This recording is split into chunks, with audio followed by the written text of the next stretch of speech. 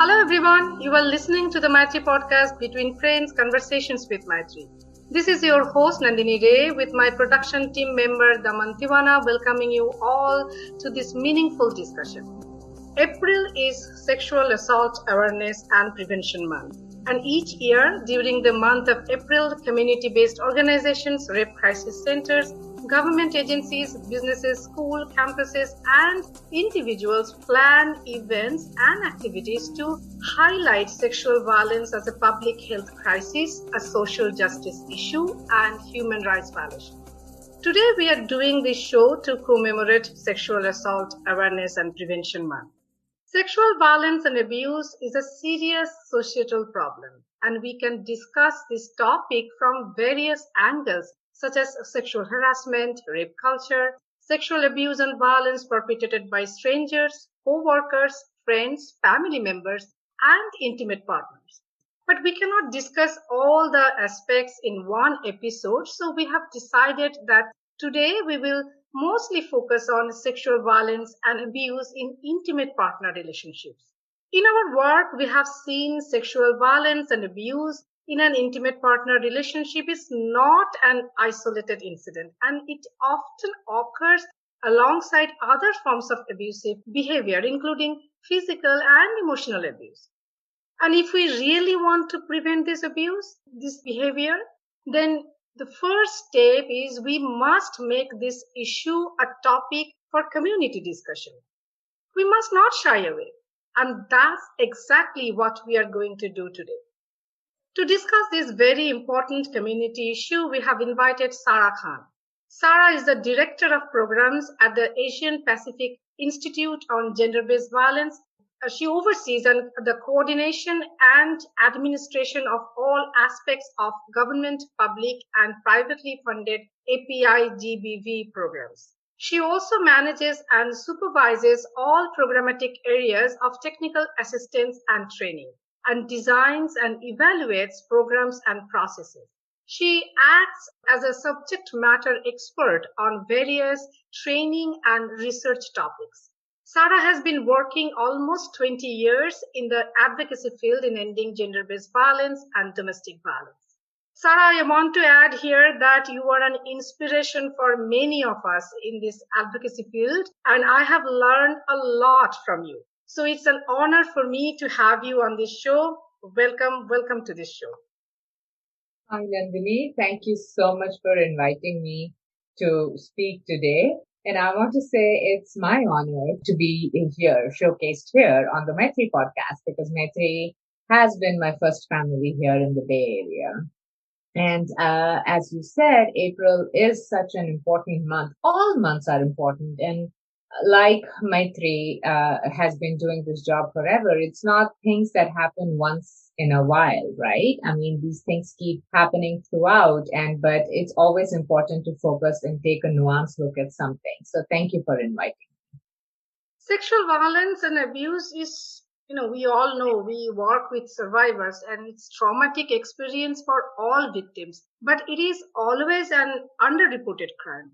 Yes, recently we are seeing many survivors are coming forward with their accounts of sexual assault and harassment, and we are seeing Me Too movement, but still sexual violence is much underreported. And especially when this is happening within an intimate partner relationship.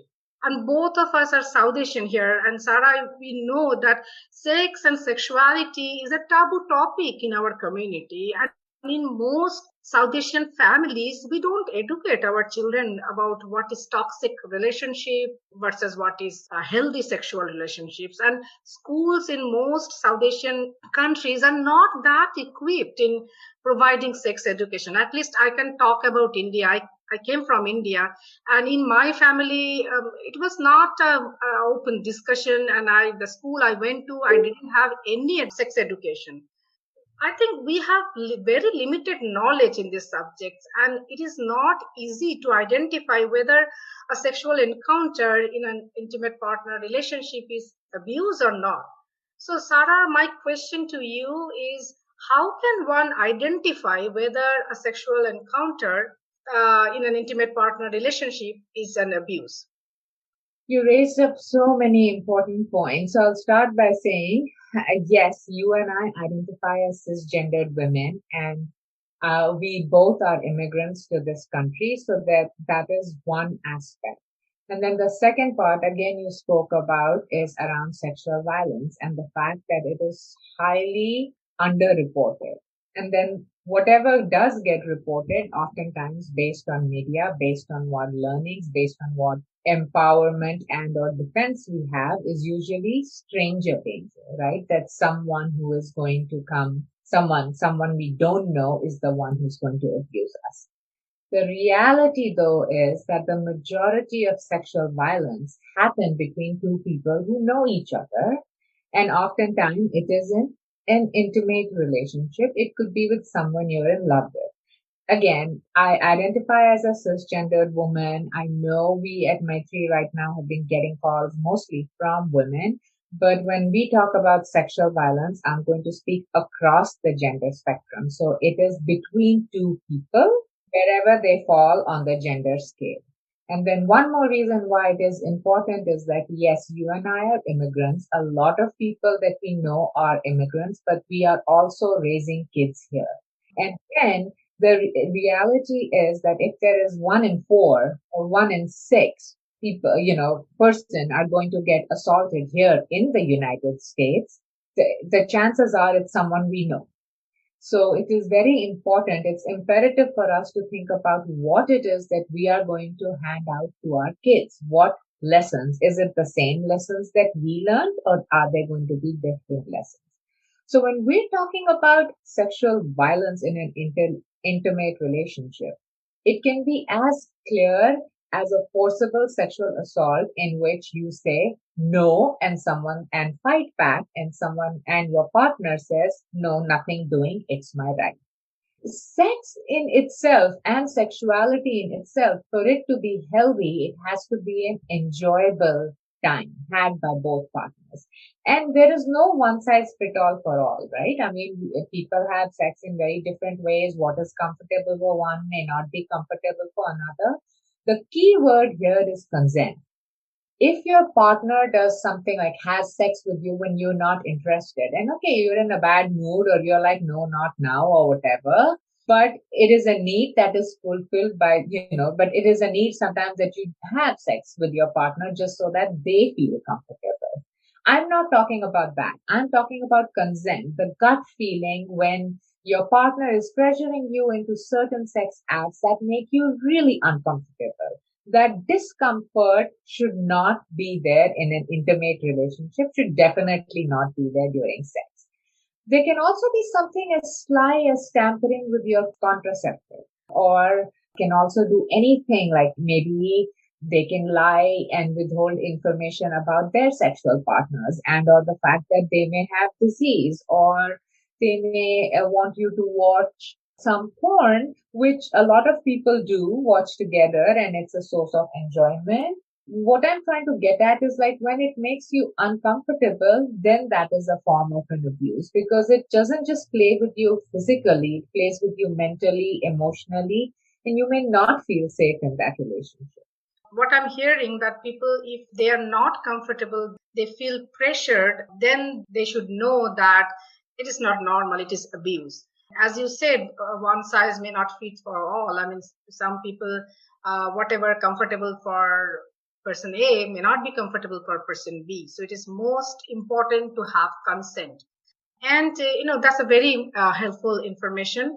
But sexual violence or abuse, when it is happening within an intimate partner relationship, it is very hard to prove that it's an abuse, no matter how traumatizing that experience is. There can be a lot of ambiguities and misconception. In all patriarchal culture, so women get messages directly or indirectly from society or family that family reputation is depending on women's sexual behavior. They have responsibility to, at least South Asian culture, we are told that you have responsibility to procreate. Or sometimes even some women, they get a message that they have to keep their male partners happy. At the same time, they're also getting a message that sex is a private thing and very private thing, and we women shouldn't be discussing anything about it, even if we feel uncomfortable. So it is very much possible that someone can get confused when they are abused by their partner, whether they can talk about it, whether they can report it. But say someone is ready to report, someone decides that, yes, I will report it. Then what steps should a victim take to report the abuse? Well, first of all, no one needs to process this alone. And no way am I advocating for someone to report or not report. If you think you have experienced sexual violence, just know that you don't have to process and face it alone. That is the big piece of it. There are resources out there. And contrary to popular belief, agencies, organizations that are there to help you process don't force you to go and report. And it's not to end your marriage. It is for you to decide or to end your relationship. It is for you to decide and process and feel safe in your sexuality, in your body, and in your relationship. So consider reaching out if you feel that you have experienced this violence. Consider reaching out to maybe your local rape crisis hotline just for emotional support or information on medical care and counseling.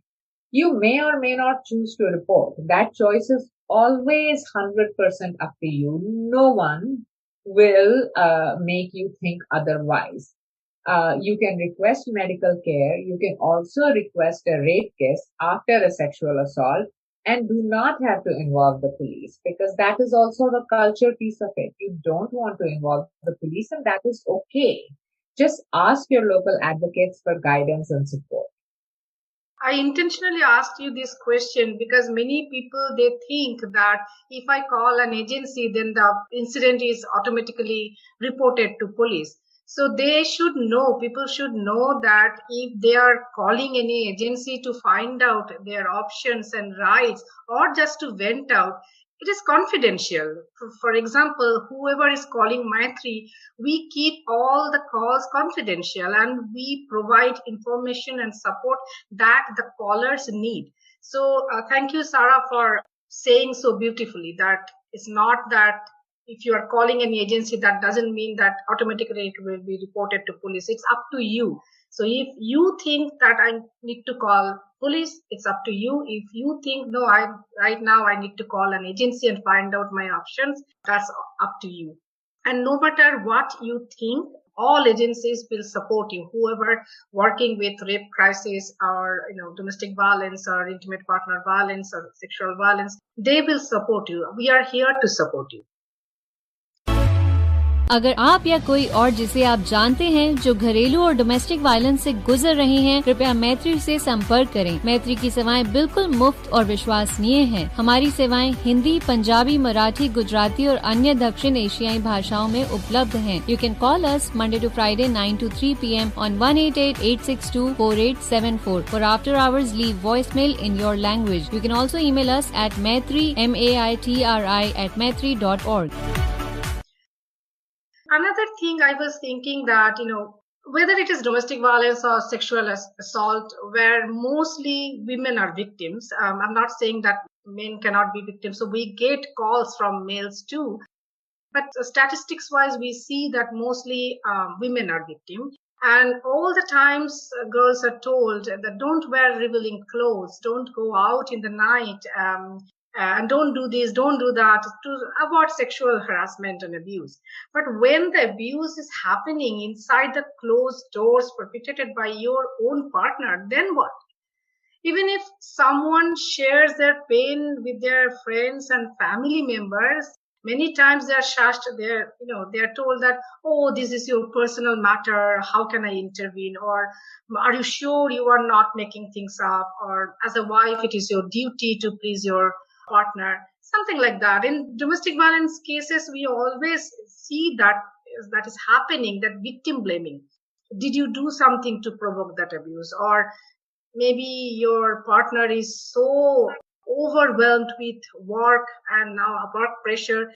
That's why your partner slapped you or pushed you. Many times we see victim are blamed, and many people, they are not holding perpetrators accountable. So why is that, and what can we do about it? Oh my goodness, this topic, we can talk about this for years, right? And victim blaming is absolutely such a common response to survivors. And it has many, many roots: shame, stigma, ignorance, sexism, prejudice, upholding male patriarchy, tying, tying your family's honor to the vagina, which has nothing to do with your family honor to begin with. All cultures, and I know we talk mostly about South Asian, but take any culture, all have elements of victim blaming when it comes to sexual violence. And all cultures also have a way of standing up to it, right? So what you said, like we always do this, like, doesn't matter. Sexual violence, just like domestic violence, just like other forms of gender-based violence, finds its way in power. This is a litmus test I always ask folks to do. I mean, if I am very frustrated, I could also be frustrated at work or home or wherever. Do I hit? Do I abuse? My point is, like, that is power, because you can abuse your child, because you can abuse who you perceive to be the weaker partner in the relationship. Same thing with violence. That is your sexual violence. That is your way of exerting control. We can address victim blaming in our community definitely through dialogue like what we are having right now, so that people can talk, through education, through outreach, through letting survivors know that sexual violence is never their fault. And that is something we have to have this conversation with our community members, that there is never a justification for sexual violence. Doesn't matter if you were drunk. Doesn't matter if you were frustrated. There is no excuse for sexual violence. And I say that when people get raped, whether in a relationship or outside, and by rape, I mean not having sex with a minor. I mean, people have languages for all sorts of things, but the basic end is rape, whether in a relationship or out. Doesn't matter if you're in a bikini or a burqa. It does not matter if you are drunk or the person was drunk. I mean, what does a 6-month-old baby know? Right? How did they tempt somebody? So it's definitely a worldview that we have to change. And as a community, we have to say there is no justification for sexual violence. I think also we have to focus on the stereotyped patriarchal idea of women and sex. Like, women cannot say yes to sex. So if they say yes, they are perceived as sluts. They have to say no. It is assumed that even if they are saying no, that means they are saying yes. And such stereotyped idea can mislead men into believing that they should ignore a woman's protest or no. And we hugely miss the concept of consent. And I think we have to do a lot of work in prevention field just to raise awareness, just to have the conversation that what is consent. Legally, for example, marital rape wasn't a crime in this country, in every state until 1993. And today, many states still have marital rape loopholes in certain sexual assault laws. And such change must come from all levels, like judiciary level, community level, institutional level, individual level, family level. Then probably one day we will see something change. You know, one of the things that you cannot see properly right now, but if I turn around, you will see my face, both sides. Half of my face, actually from my eye down to my chin, is artificial. I've had 10 multiple jaw surgeries, and I don't feel my face. I've had ribs, bones grafted, thrown out. I've had different metals put in. In the process, I've lost all my nerves. I only have the ability to blink a little bit and move my mouth, but that will go in the next surgery. This is because a man was so enraged. All he could do was punch me and kick me in my face to make himself feel like a man. I would hear other elders or women would say, oh, it'll get better when you have children. Or it'll get better when you have a son. I had a girl it got worse. I had a Oh. boy, it got worse. I had another girl, another boy. It never got better. I thought I could use my kid to buy time that he wouldn't abuse me at night, because most of my abuse happened at night. And if I was busy feeding or changing or busy with the children, maybe he'll fall asleep. But you know what happened is, as the children grew, he started to use the children against me. And he began to brainwash them and say things like, do you want a new mommy? This mommy isn't nice, isn't she? She disciplined you. She was mean to you. So the children reluctantly would say yes. So he would say, what should we do to her? Should we just kill her?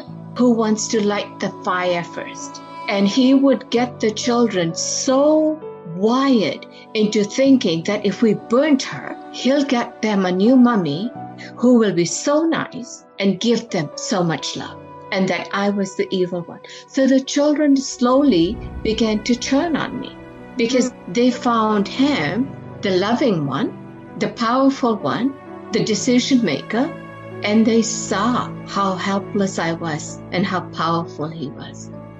I was a woman who was sexually abused.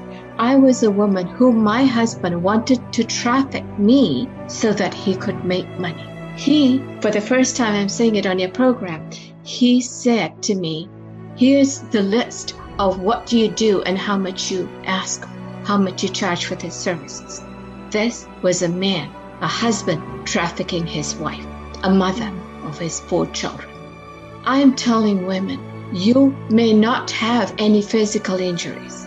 A lot of it is hidden, but those are injuries. Those are abuse. Abuse doesn't have to be that you're black and blue and you're broken to prove it. Women, wake up. Abuse is words spoken over you to make you think that you are the one who's going psycho.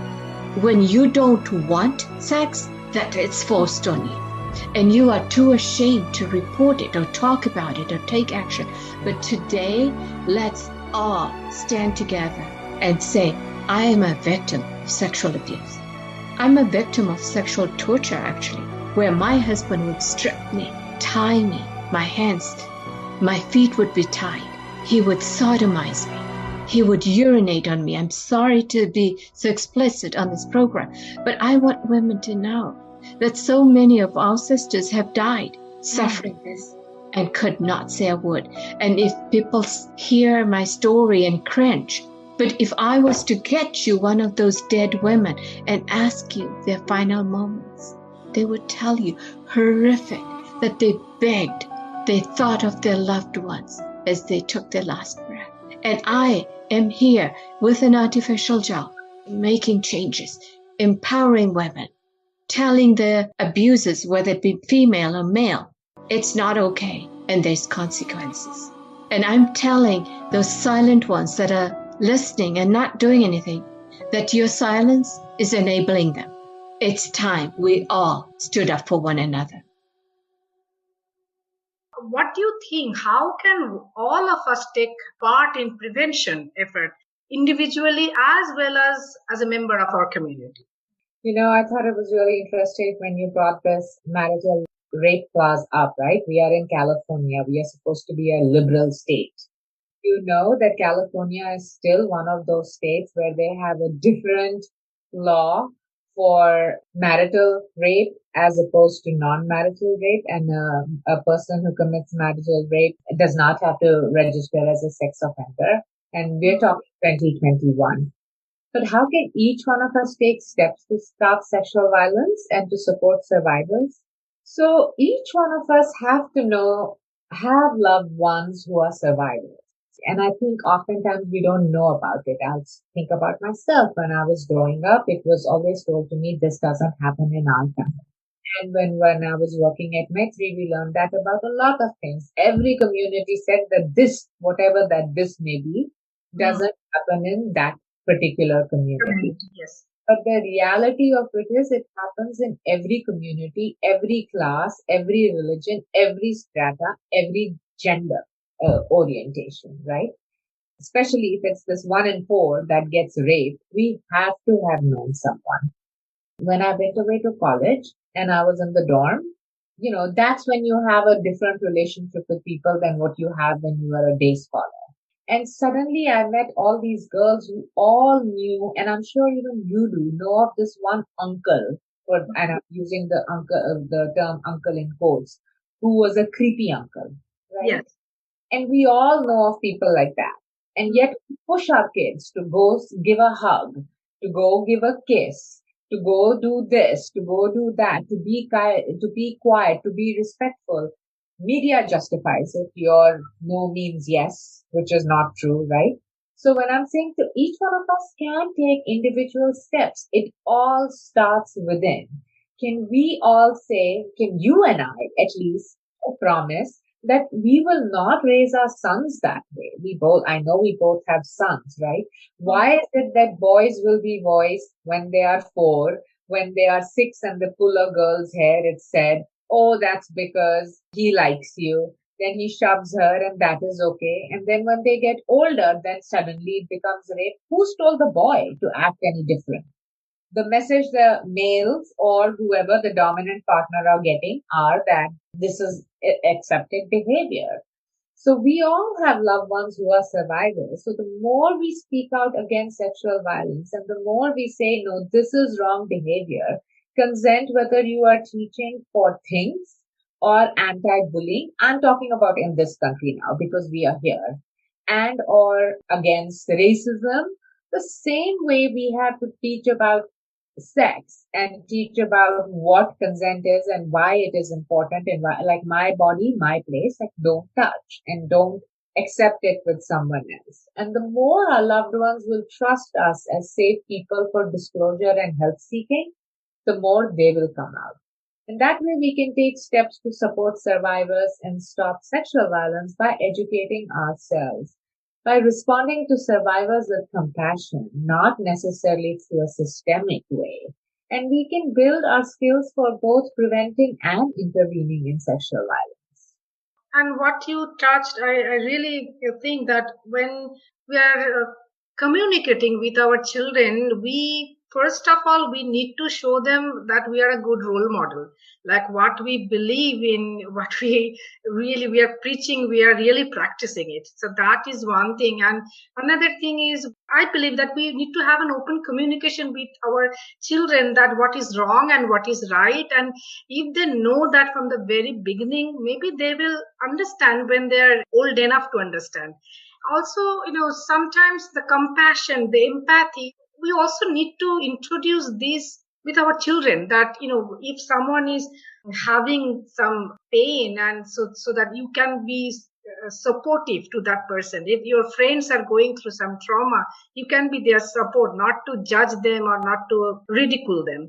And because in middle school, high school, ultimately they're kids, they don't know what is right and what is wrong unless we adult teach them or share with them. Actually, if you notice, kids are born so sweet and gentle and generous and giving. Yes, they fight. All this bullying is learned behavior from adults. So I think we take away, unfortunately, their compassion by telling boys, like subscribing these gender roles, you be quiet, to girls should sit a certain way, dress in pink, boys should not cry. Like we are the ones who prescribe these gender roles and behaviors, and then the rest they get from media and other folks. I think notice basically kids, they are very gentle, so to be fiddling with them. Yes, you are absolutely true. Absolutely right. I'm hoping that all who are listening, all people who are listening our show today, they will see if they have any bias, if they are doing the right thing, and they will internalize that their responsibility to be a good role model and to have an open communication with their children, to find out what they are thinking. And what you pointed out, Sarah, that's also very true, that many times if a child is complaining that I don't want to go to that person, But we, as parents, sometimes we tell them, why not? They're our good friends. So go and hug that person. Or so we may not sometimes understand that maybe the child is trying to say something, and we have to pay attention. We have to support our children when they are trying to say something, that if they're not happy about something, or if they're feeling some uncomfortable experience. Kids have great intuition, and unfortunately, we take away their intuition, whether it is because of food, whether it is with regards to their own bodies, their boundaries. We culturally step in, and then it's like, oh, you're very Western. I mean, that child sexual abuse is a whole another gamut, and they're wonderful people. I am not equipped to talk about them.